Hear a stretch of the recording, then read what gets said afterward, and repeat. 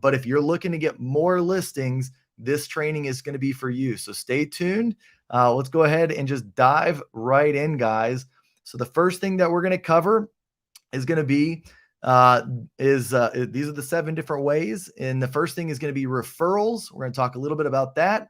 We're going to talk about for sale by owners, educational seminars, circle prospecting, buyer lead generation. And I know you might be thinking that's a little odd because we're talking about listings, but you'll have to stick with me on that one. New construction.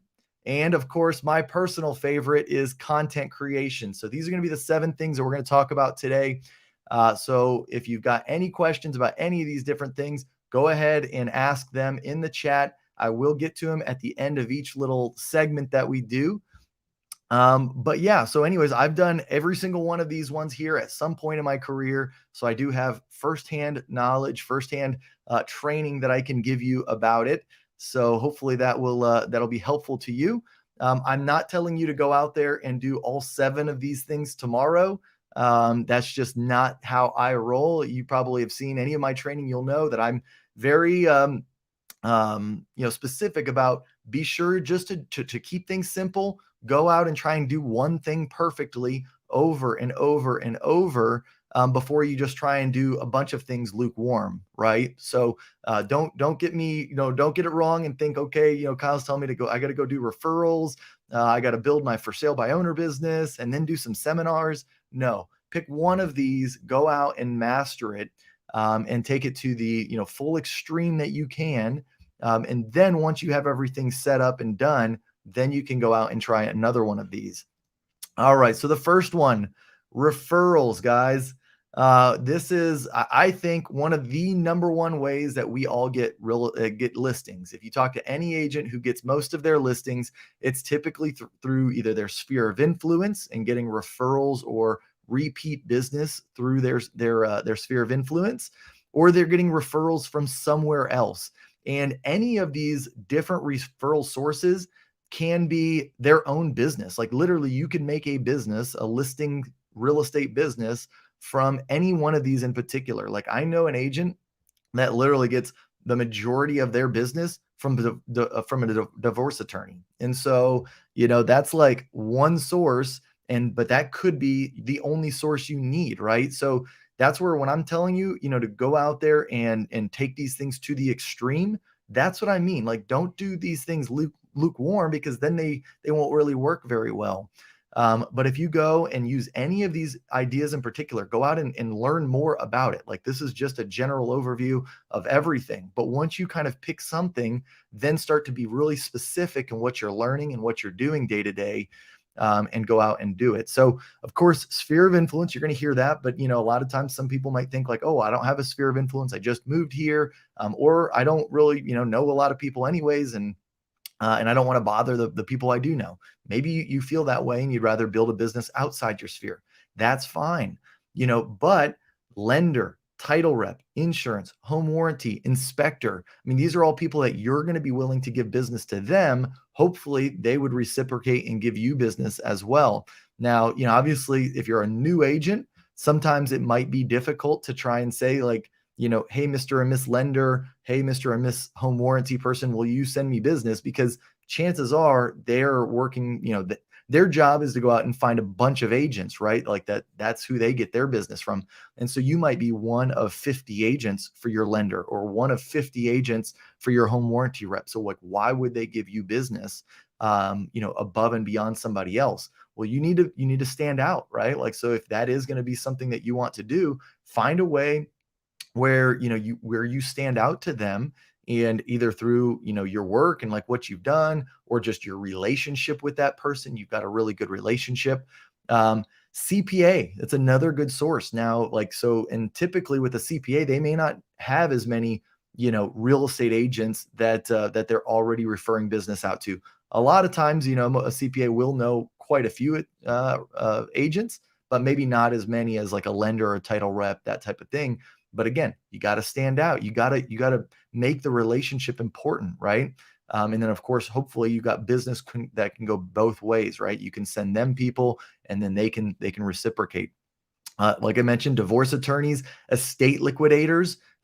Find people that are doing estate sales and that they specialize in that type of business, and really try and go and get to know people, network with them. So this is all going to be about networking. This whole part, this referral thing. And if this isn't for you, if you're like, I'm not a networker, well, then stay tuned for like one of these next segments, because this is about, for the networkers. If you're like, man, that's just not really me. I don't really like to go out there and, be in the community and like, that type of thing. I get it. Like I'm there too. I've been there. And, but for those that do like to be, social and do all this type of stuff, these are all the different groups that you can get people from.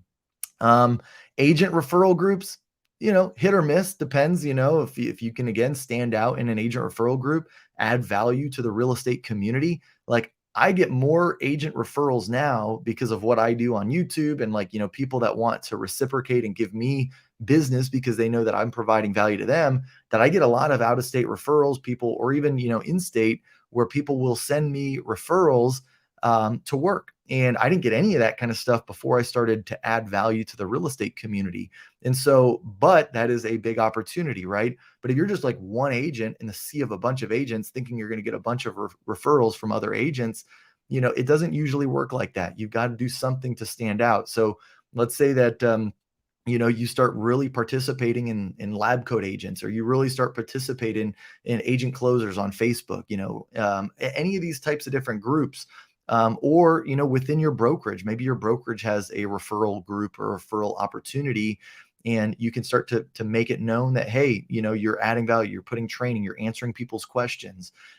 So that way, because like most of the time when I get referred, it's usually because somebody actually tags me in a post when they see somebody's moving to San Antonio, right? Like it's not even me having to do, look out for it. It's either, somebody else like saying, hey, who do you know in San Antonio? And then somebody tags my name. It's because I built up enough goodwill within the industry, right?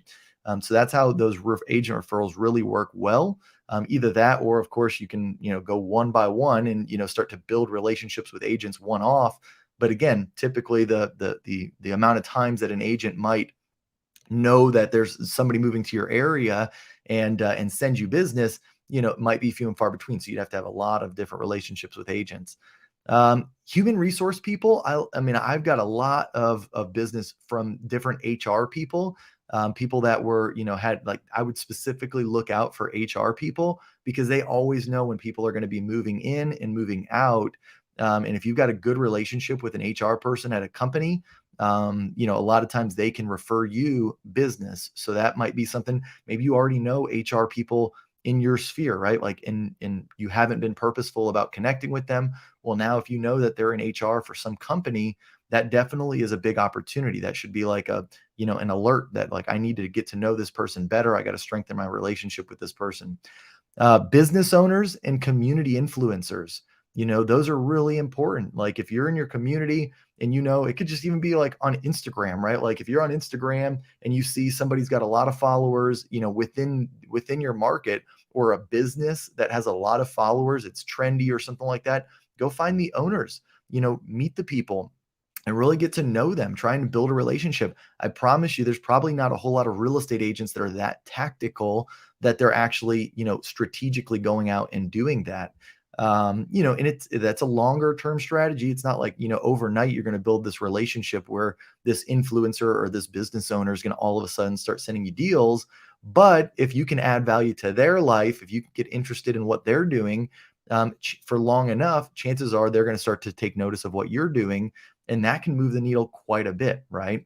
You don't need to have 100 influencers that know you. If you could have 3 to 5 and they're truly good influencers within your community, and that's the other thing, it's important that they're local influencers. I'm not talking about like go and try and, network with Grant Cardone or something. Like if he, especially if maybe if he's in your local community, like if he's your neighbor or, you're near him, well then yeah, that would be amazing.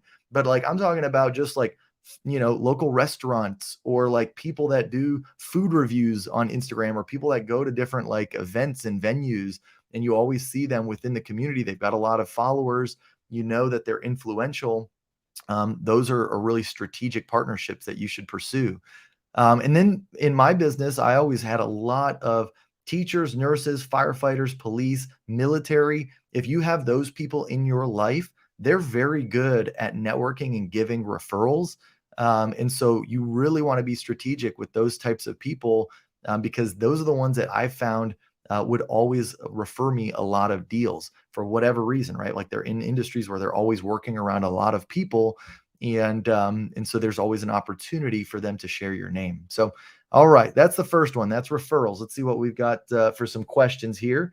We got Monique says mostly listings. Oh, but lots of buyers out there. All right, Monique.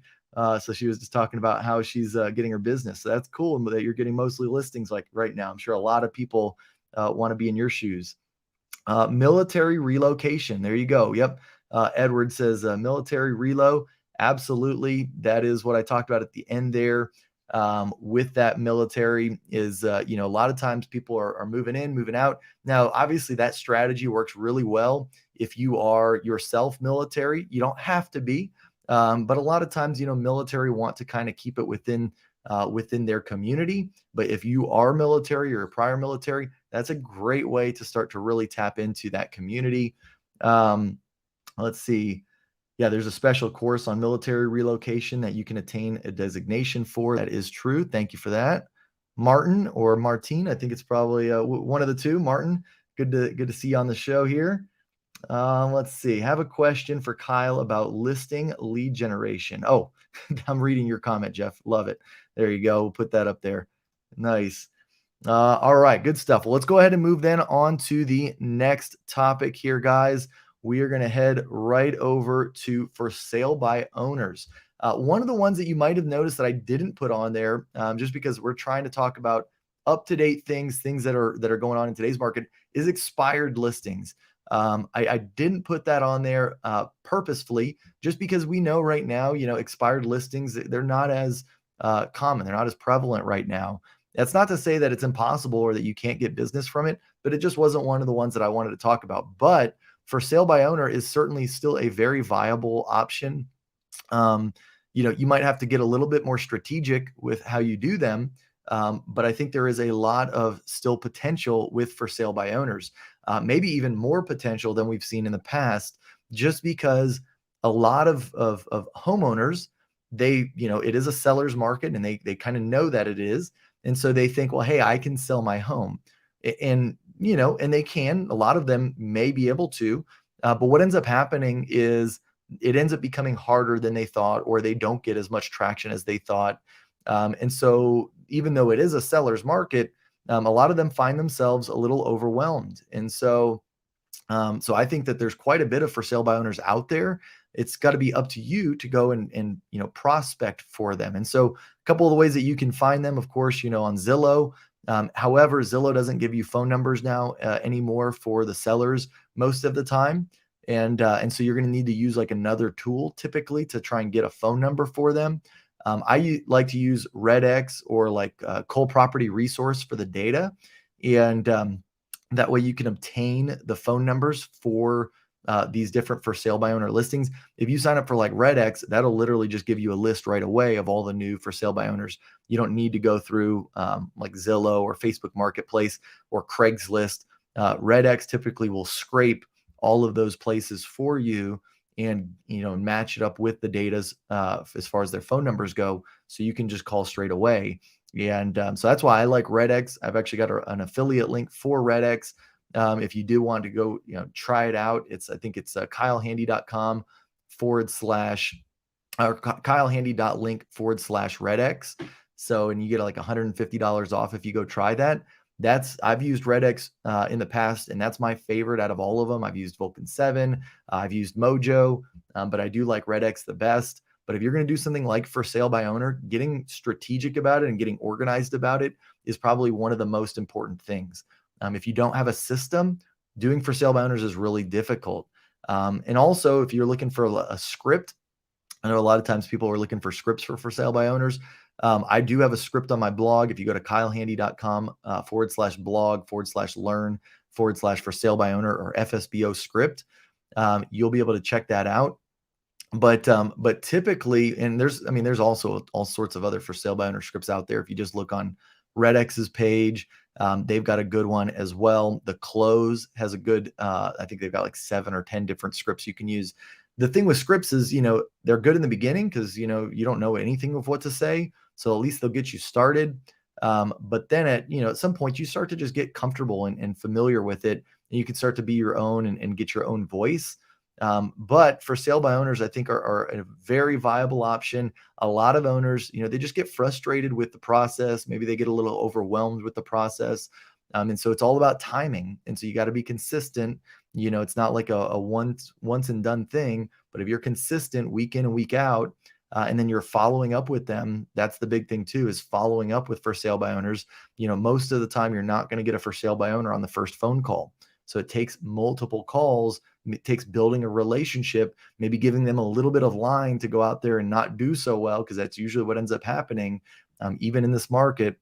And then eventually, maybe a week later, maybe 2 weeks, 3 weeks later, they're willing to hear you out. A lot of times, a lot of agents, they give up too soon. They'll call them right away, and then they don't have the good organizational skills, so they don't call 2 weeks down the road, 3 weeks down the road. But if you can be that agent that stays top of mind, there's a good chance that when that for sale by owner does eventually switch over to being listed by an agent, you'll be the agent, right? All right. Let's see what else. Any questions on for sale by owners? I don't see anything here yet. So if that's the case, we're going to move right on. Homeownership educational seminars. This is one of my favorite ones because you get to add a ton of value to people. And of course, you can do these for home buyers. A lot of you have probably heard for like doing new home buyer seminars. This is very similar to that, right? Except you want to, if you're trying to get listings, think about what people that they own homes, what's the information they need? Like, what can you provide as far as value and information that will catch their attention and be able to educate, right? So, of course, new construction. A lot of times with new construction, yes, you will get buyers, right? Because you're going to get a lot of buyers that want to buy new construction. But what I've found is most of the time with new construction, many of those are moving up from an existing home, a resale home, right? So a lot of new construction buyers will have a home to sell, right? So if you can do an educational seminar on how new construction works, the process, costs, different builders and like what they offer, entry level, mid level, high end, luxury new construction, whatever kind of things that you're into around that new construction phase, that's going to help get you more listing opportunities.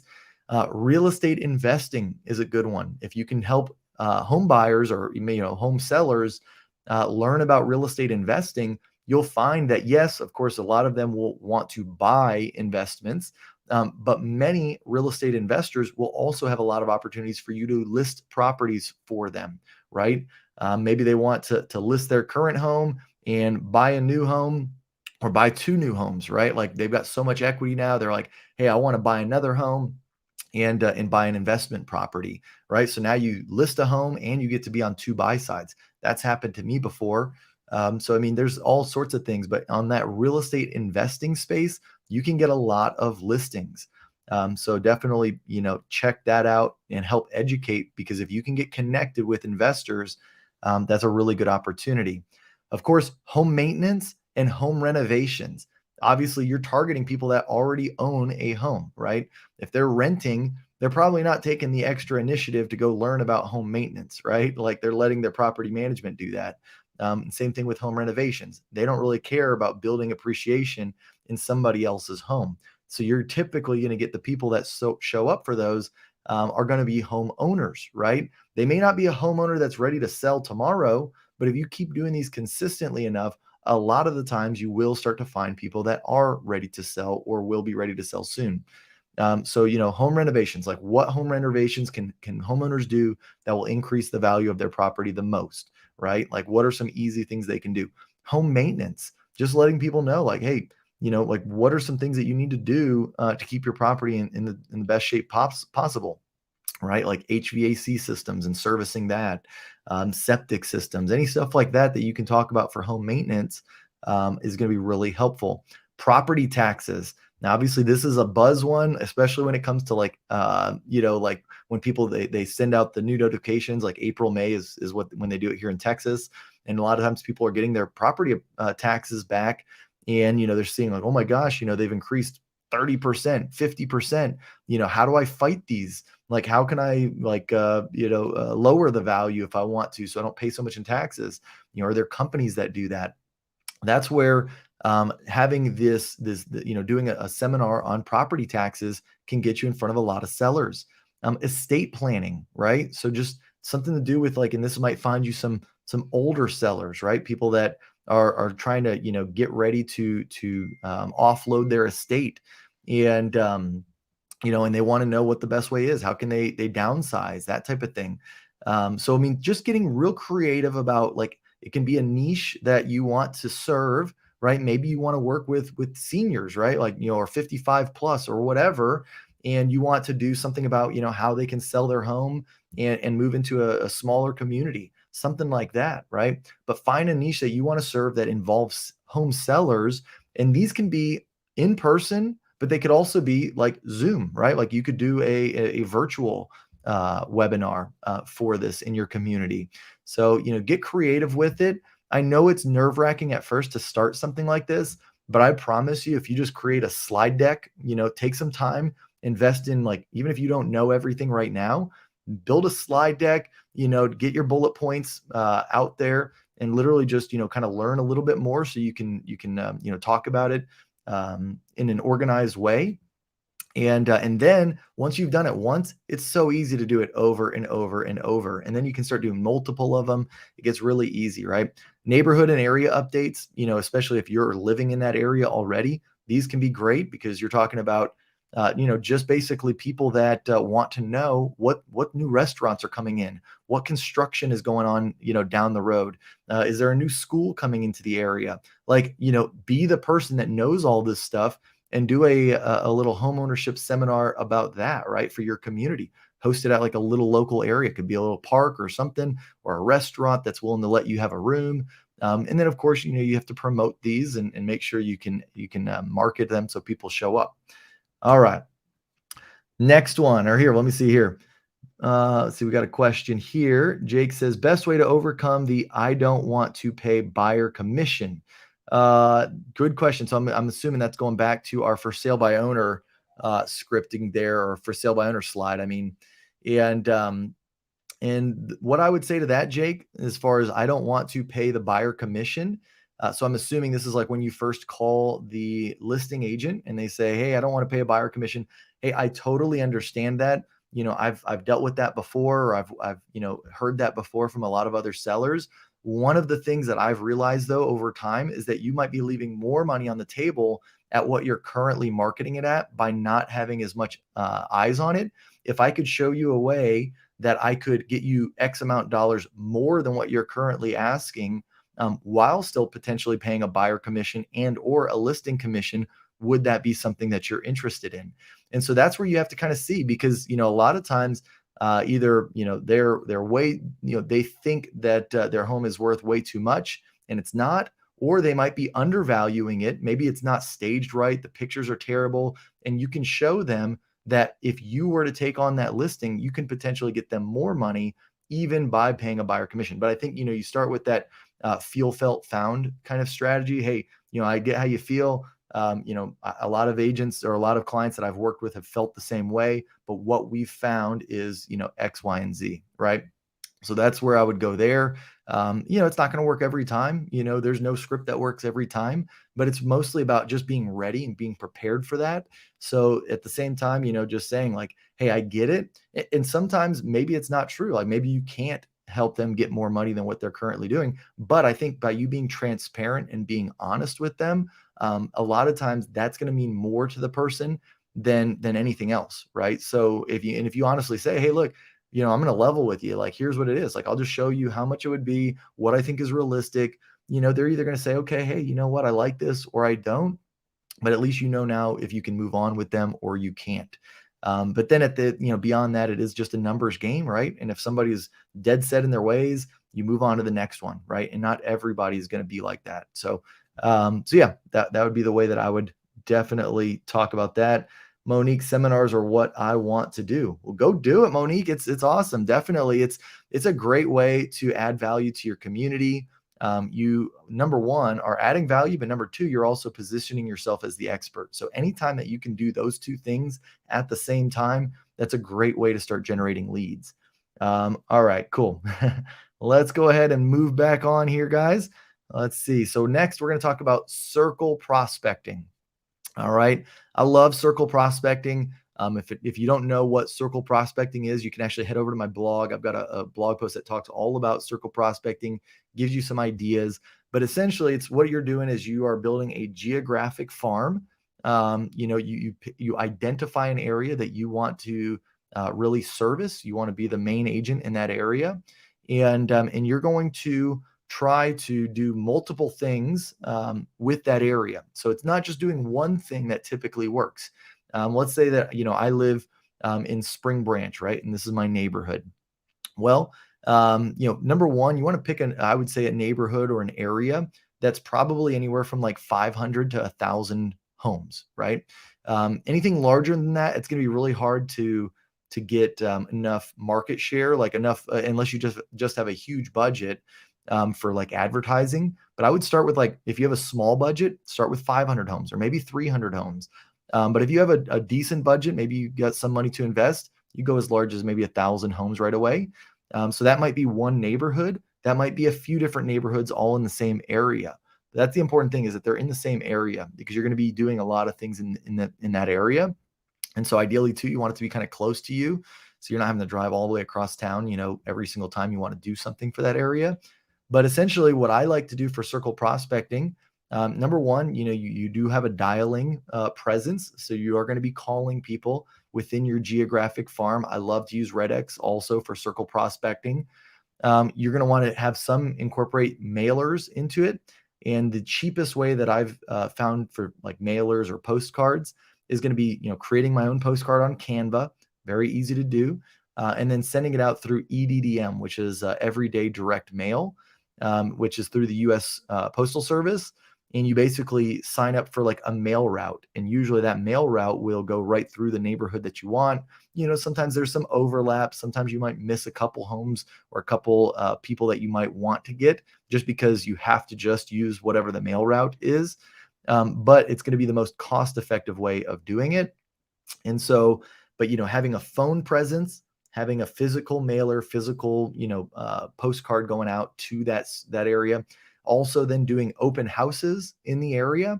And I know you might be thinking, well, but open houses mostly get buyers. You're right, but when you do all of these things together, especially, so let's say you're hosting an open house this weekend, and then you go door knocking to let people know about it. If you've been doing all of this stuff, you've sent out mailers, you've been doing phone calls, a lot of the time door knocking, you will find people who will talk to you. I know a lot of times people are nervous about door knocking, but it's actually not as bad as you might think. So if you've never done it, now granted, like in Texas, I don't want to door knock in the summer. I'd be a sweaty mess out there.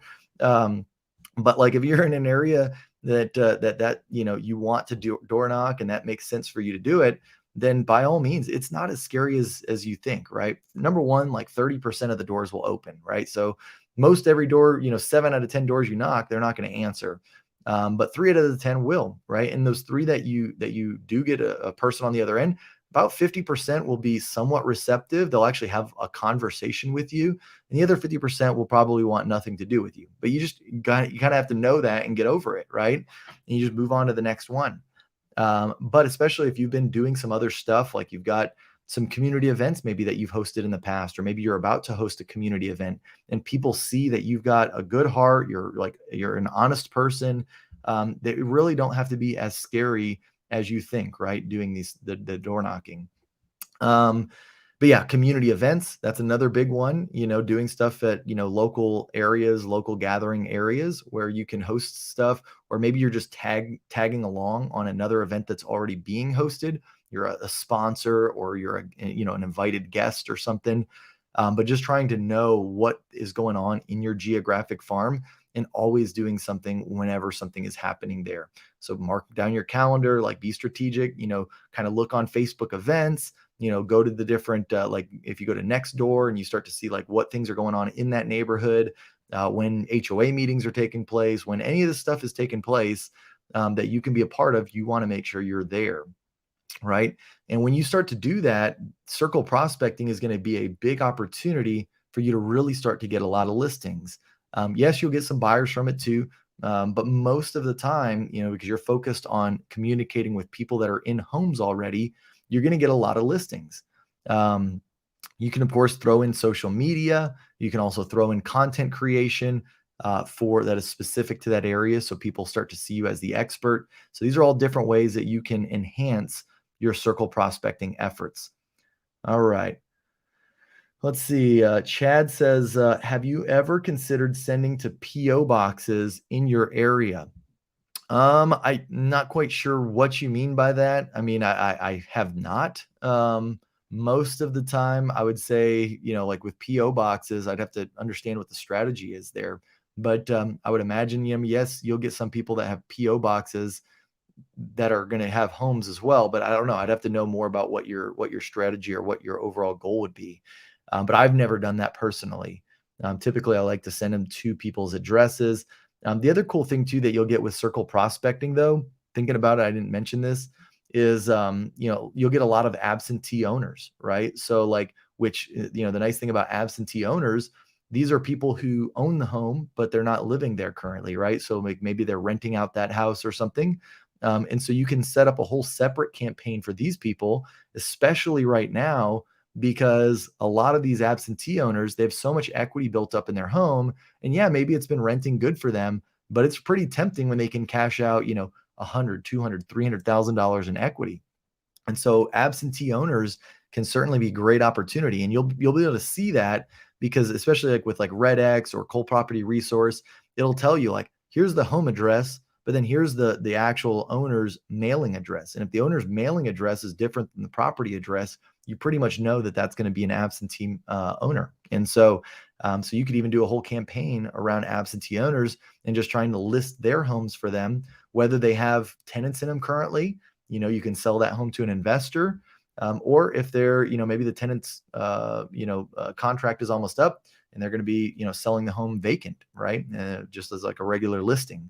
So that's another good opportunity. All right.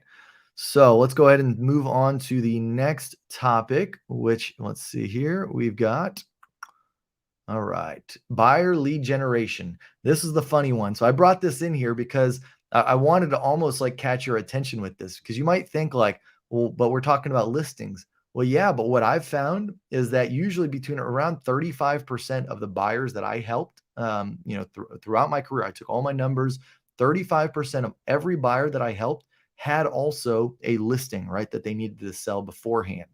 And so you can't underestimate the power of going after buyers and hoping that you're going to get some listings from it, because you will, right? Now, it may not be the percentage, like if you are like, I just want to do listings, well, then that may not be it. But I'm telling you that if you do just focus on buyer lead generation, you should also get some buyers or get some listings, right? And so focusing, doing things like Google pay-per-click along with like a Facebook retargeting campaign is a great opportunity to start getting some buyer leads without having to go contact your sphere of influence or do any kind of referrals, like literally just running pay-per-click ads. And I've got a whole nother training on pay-per-click, which actually it's funny. I'm about to redo my whole Google pay-per-click training. And so stay on the lookout for that. I actually had my video now is quite a few years old. So like the one on my YouTube channel. And so if you go watch it, there's a lot of different things, right? So that's why I'm getting ready to update that. And when I do, I definitely would recommend, doing Google pay-per-click. I think it's one of the most scalable methods. It's not easy. Any type of internet lead generation is not easy, but it's super scalable. And once you get good at it, it's one of the fastest ways to have success. And then you combine that with like retargeting, specifically on Facebook and Instagram. And then those campaigns can really return you a good return on your investment. But of course, some other buyer lead gen methods, open houses, which can go into your geographic farming strategy, and door knocking, which we talked about earlier, right? Those are all great ways. All right. The next one we're going to talk about is new construction. A lot of times, we get a lot of people that want to get into new construction. This is also a great method for getting listings, right? Because a lot of times, let's say that the on-site rep, they're going to be helping the person get on the buy side.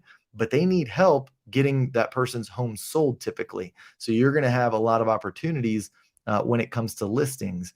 And so some of the things you want to think about for new construction are number one, having a move up program, right? And what is a move up program? Well, a move up program is a way that you can actually help a buyer get into the new construction home at a lower cost, saving them money on their listing than they would if they were just to go out and get a listing agent to go sell their property. And so what I used to do is I had an agreement with the builder that I would get put on the build side, right? So I would get 3% of the commission on the new build home.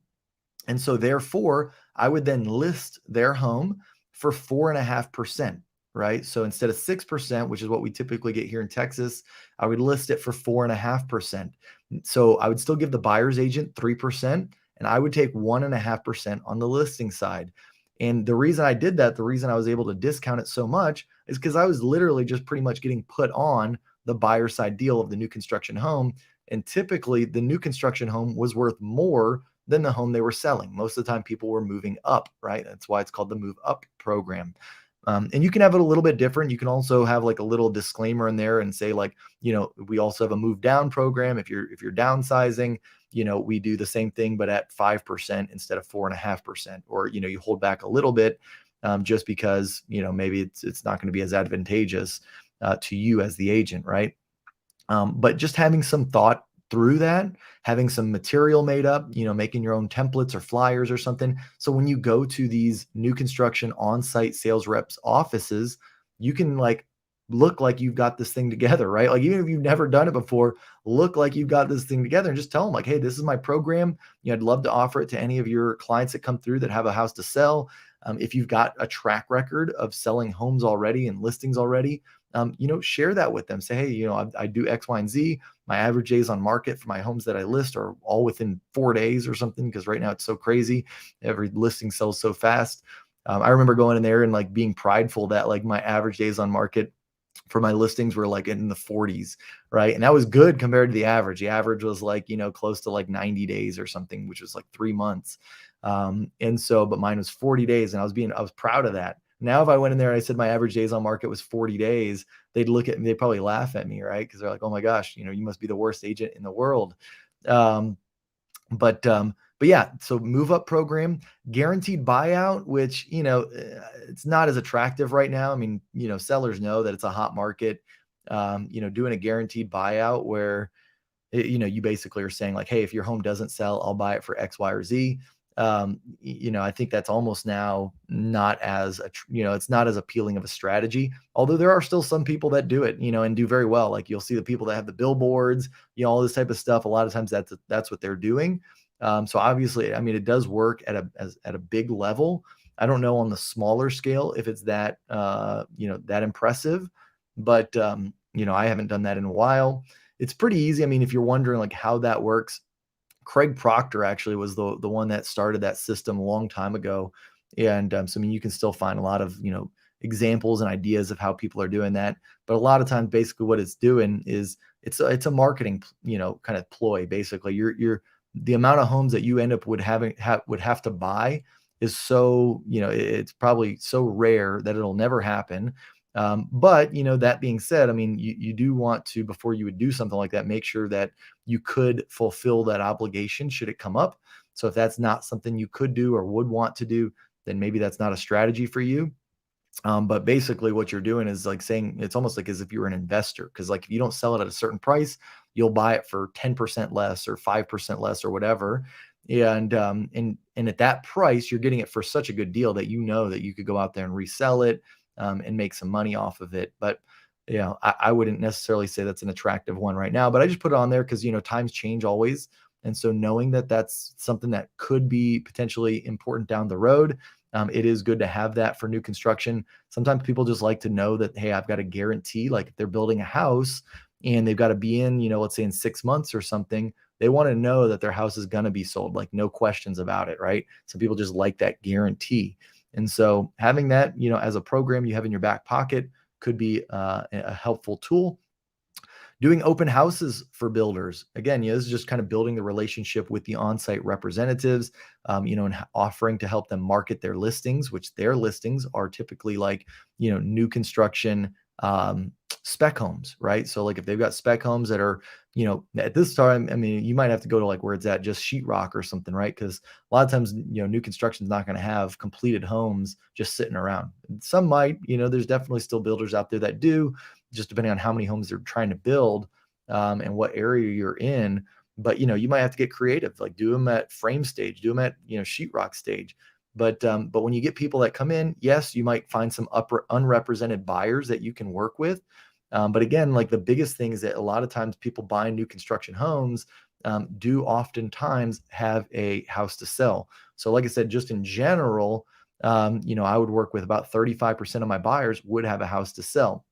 When you're talking new construction, that percentage goes up. I would say it's at least about 50%, sometimes maybe even closer to 60%, just depending on the price point of the new construction home neighborhood that you're in, right? If you're in a five to $600,000 new construction home neighborhood, and the average price point in your area is 350, chances are they're moving up to that house. They've got a house to sell, and they're moving up to that five or $600,000 house. They're not just buying that as their first time home. Some are, they could be moving from a different market or whatever, or they just did really well here recently, and they're buying that as their first home.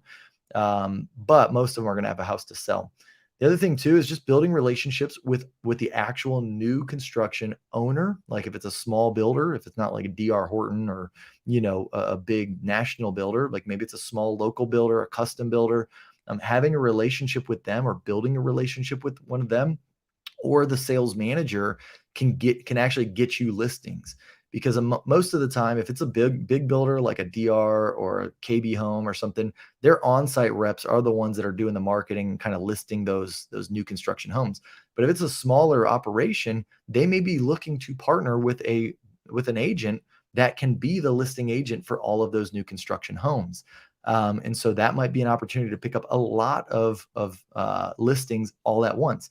It's not to say you're going to get 3% for every single listing. Like, let's say you picked up 5 listings. They might say, hey, we're going to give you all 5 of these listings if you can do them at, 1.5 or at 2%, whatever it might be for you. Right. But that's a good way to get listings, but that takes building a relationship. It's not going to happen overnight. Take some time to do that. But when you do get those opportunities, they're well worth it, right? Because now you've basically guaranteed yourself some sales for a very, very long time. One of the top agents in my brokerage that is here in my market in San Antonio, she's the number one agent well, actually, she's number two. She's the number one individual agent. She's number two, just behind a big team. But she's the number one individual agent. She gets, I would say, at least 70 or 80% of her deals from one builder, right? Literally, she just lists all their homes. She helps some of the buyers, all that kind of stuff. She also gets a lot of the listings on the move up side. And so she just really services one builder, and that makes her one of the top agents within this entire city, which, I mean, I think she's selling like 70 to 90 homes a year. So, I mean, she's doing a lot of business. So it's a great opportunity there. All right. Content creation. Finally, my favorite one. Let's see here. So one of the cool things about content creation, guys, is, like I said it earlier, you get to add value to people and you get to be the expert, right?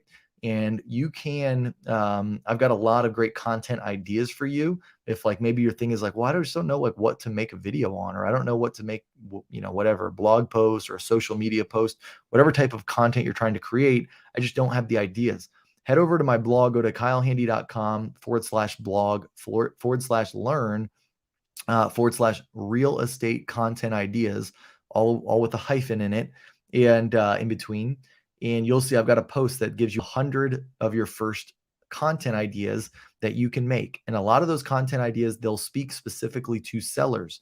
But think about, what kind of content you can create that a home seller needs. It's almost, very similar to like a home seminar, right? Especially I would say if you're doing home seminars, you should very much be creating this type of content where you can create a little bit longer form content, like 10 to 15-minute videos on YouTube that talk about, curb appeal ideas for, for your listing, how to get, how to estimate the value of your listing, how to do all of this different stuff.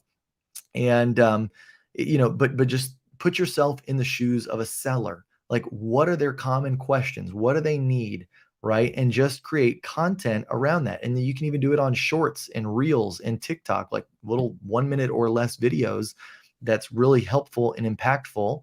And yeah, and I mean, so if you start to do that and you put yourself in front of sellers, even if it's not that you're getting people right away, when you do it long enough, you're consistent long enough, and then you have a good call to action, like, obviously having a call to action that says like, hey, for a free consultation, a free customized analysis of your property, grab a time on my calendar here, right? And then you have a link to your Calendly or something like that.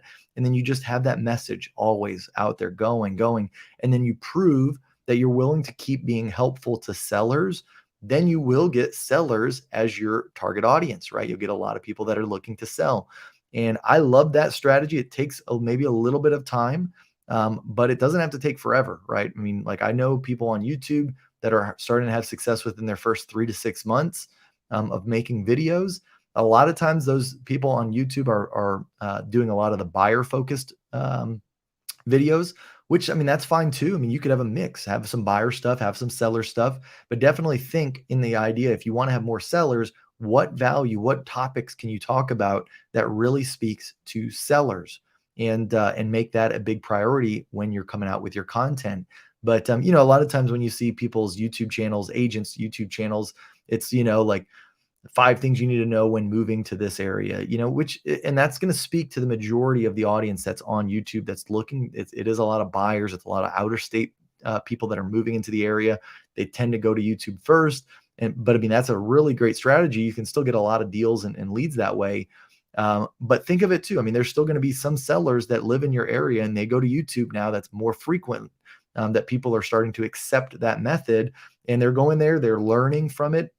And that's their first step to actually selling their home, right? Is just, so think about, like, what are some of the little, key indicators that people might look for or search for, that would be prior to them just about wanting to sell their home, right? So even like learning about property taxes, being able to protest your property taxes, being able to, all these different things that people might do, whether it's, curb appeal ideas, or like, what are the top 5 things I should do to my house to get the most value from it, right? If people are wondering those questions, a lot of times they're probably thinking like, hey, I want to sell here pretty soon.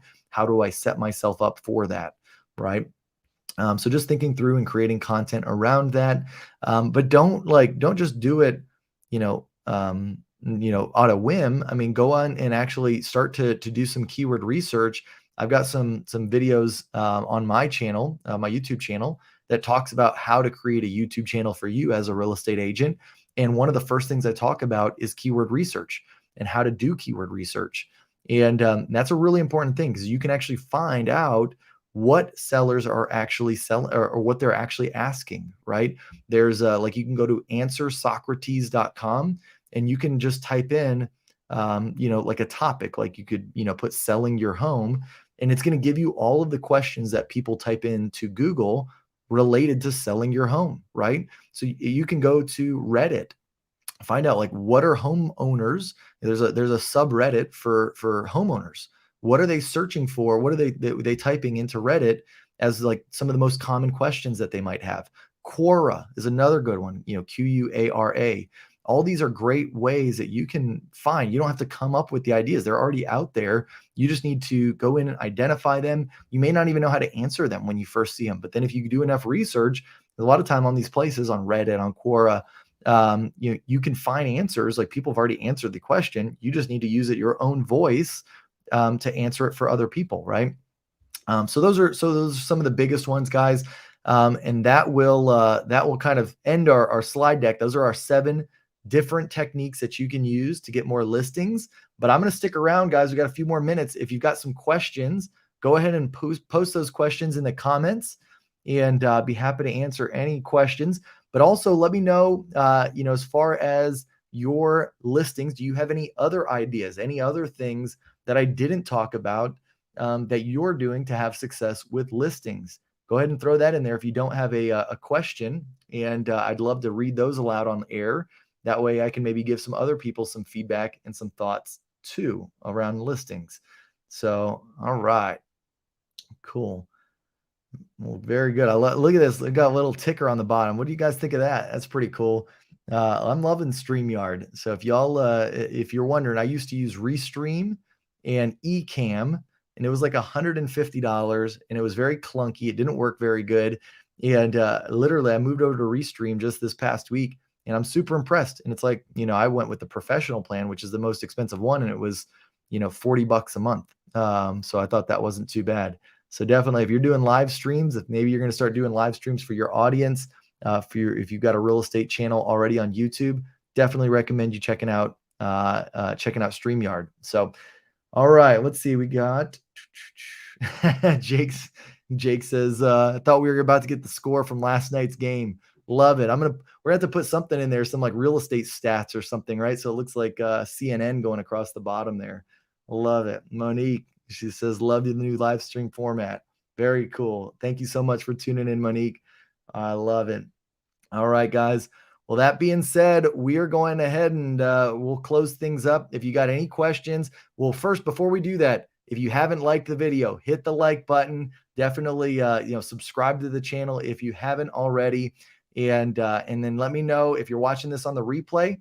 Throw your questions still on the replay, because that's how I get questions for the following videos. Or if you noticed, I've responded to every single comment that I get in my videos. I still read your comments. I respond to every comment that I get.